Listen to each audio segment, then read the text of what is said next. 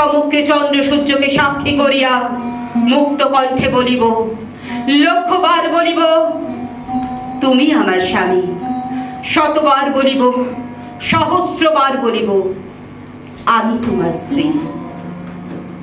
তুমি চুপ করে শুনলে, কোনো কথা বলে। শ্রীমতী, হে হে মঙ্গিনীর হে রেখে বাকিটা কেটে দিলাম আমার জন্য। এ নামে সাড়া না দিলে হেকে দিল অবমাননা হবে কিন্তু।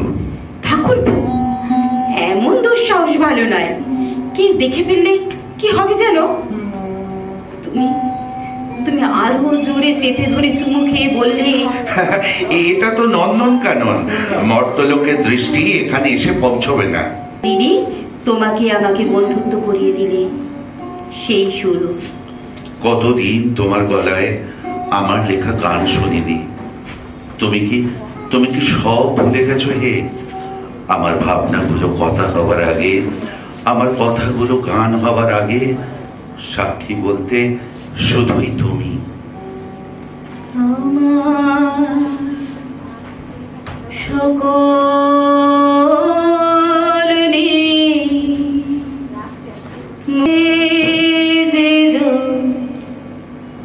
চুপ করে আছো, ভালো লাগলো না বুঝি?